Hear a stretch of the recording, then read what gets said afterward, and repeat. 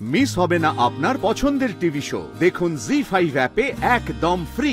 আমি একজনকে চ্যালেঞ্জ করে এসেছি আজ, যে আপনি জিতে দেখাবেন।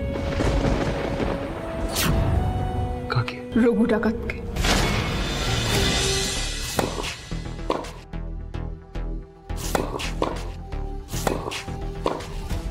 ধানিহাট হাইওয়ের পাশে সান অ্যান্ড ফান ধাবায় আমার সঙ্গে ছিলেন ইওর অনার।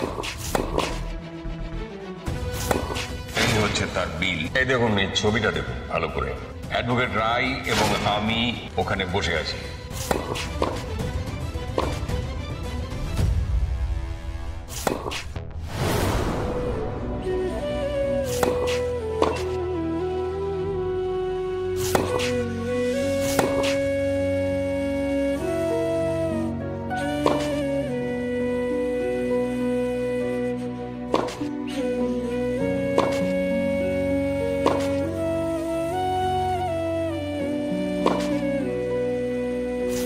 মাচন্ডী, ওনাকে খুঁজে তো পেলাম, কিন্তু মানুষটা যে কষ্টে রাগে একেবারে ভেঙে পড়েছে।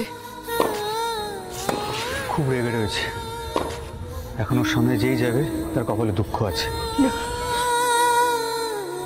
না না না, আমি যাবো ফ্যাশন বাবু। উনি খুব দুঃখ পেয়েছে,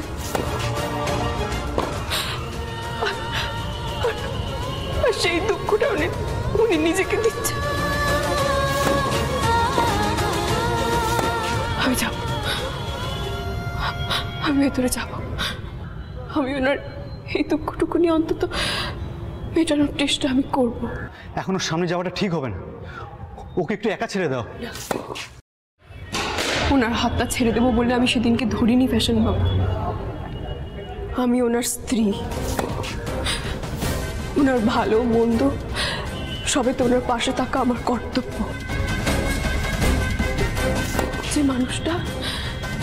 যে মানুষটা আমাকে বাঁচাতে নিজের জীবন বাজি রেখেছিল, আমার সম্মানের জন্য কোর্টে লড়েছে, তার পাশে আমি যে কোনো পরিস্থিতিতে দাঁড়াবো। আমি ভেতরে যাব।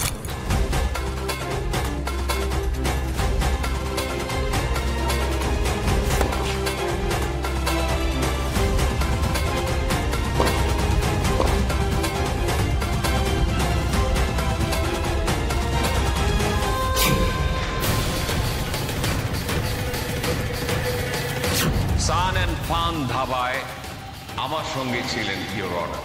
তাই এই আদালত রঘু রায়কে সমস্ত অভিযোগ থেকে মুক্ত করছে। এরভাবে চুপ করে থাকবেন না নাতি বাবু। আপনার রাগ, আপনার রাগ আপনি আমাকে দেখান। আপনি আমাকে বকুন, আপনি রাগ দেখান। আপনি এরভাবে চুপ করে থাকবেন না নাতি বাবু।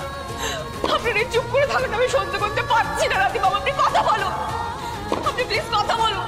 আপনি এরভাবে চুপ করে থাকবেন। Just shut up!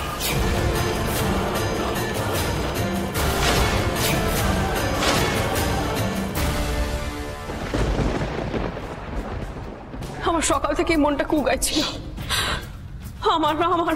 আমার ভুলের জন্য ওই শার্টটা পুড়ে গেল। তারপর থেকে আমার মনে হচ্ছিল যে কোনো খারাপ যেন কিছু। আমি তোমাকে কতবার বলেছি, হ্যাঁ, এই শার্টটা ইম্পর্টেন্ট নয়। কোর্টরুমে দাঁড়িয়ে অন্যায়ের এগেইনস্টে প্রতিবাদ করাটা আমার কাছে ইম্পর্টেন্ট, কিন্তু না, সেটা তোমার মাথায় ঢোকে নিয়ে একবারও। আমি বলেছিলাম না, মনের মধ্যে যদি দাগ লেগে যায় না জোনাকি বিশ্বাস, সেটা আমি মেটাতে পারবো না, সম্ভব নয়। আর জাস্টিস মিটার কি করেছে কোর্টে দাঁড়িয়ে?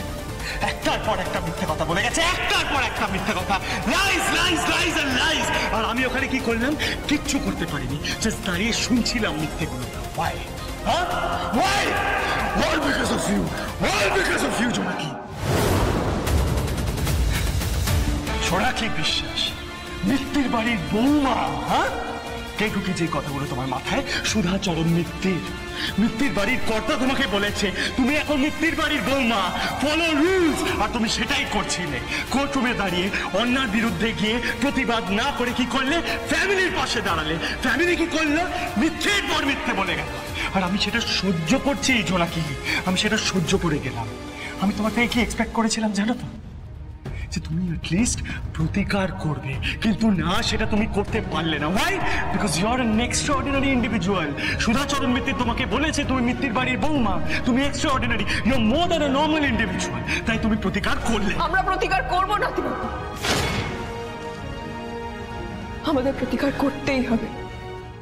কিন্তু দোষী তো আসলে জজ সাহেব নন নাতিবাবু, উনি পরিস্থিতির চাপে পড়ে এই মিথ্যে সাক্ষীটা দিয়েছেন।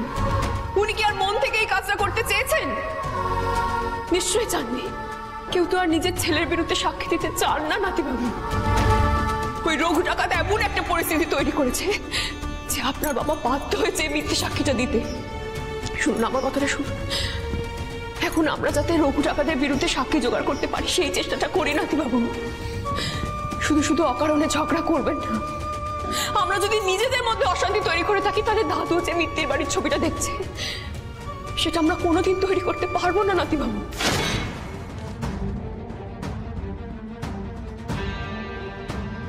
আজ একটা জেতা কেস হেরে গেলাম।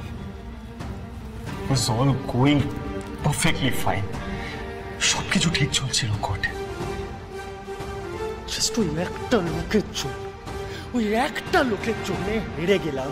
মিথ্যে সাক্ষী দিল আমার বাবা, মিথ্যে সাক্ষী দিল, যার জন্য আমি হেরে গেলাম।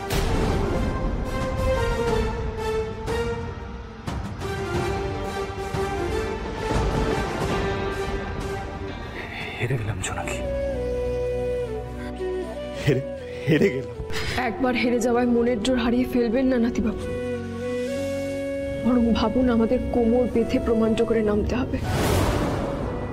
আমি একজনকে চ্যালেঞ্জ করে এসেছি আজ, যে আপনি জিতে দেখাবেন। চ্যালেঞ্জ? কাকে? Raghu ডাকাতকে।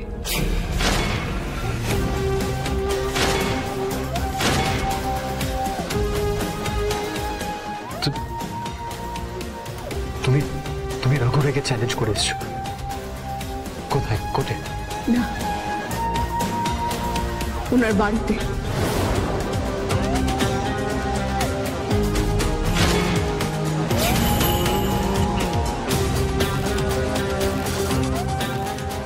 Have you lost your mind, huh? What's wrong with you? উনি তোমাকে কিডন্যাপ করেছিলেন, তুমি ওনার বাড়ি গেছিলে। কার সাথে গেছিলে?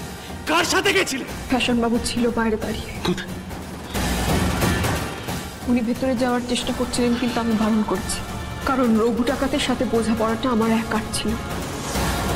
আপনাকে খুঁজতে গিয়ে আমি রঘু ডাকাতকে চ্যালেঞ্জ ছুড়ে এসেছি যে আমরা প্রমাণ করে দেব রঘু ডাকাতই আসল দোষী। কোর্টে আপনাকে অন্যায়ের বিরুদ্ধে আবার দাঁড়াতে হবে নাতিবাবু। এটা ভেঙে পড়ার সময় নয় নাতিবাবু, এটা ঘুরে দাঁড়ানোর সময়, প্রমাণ জোগাড় করার সময়।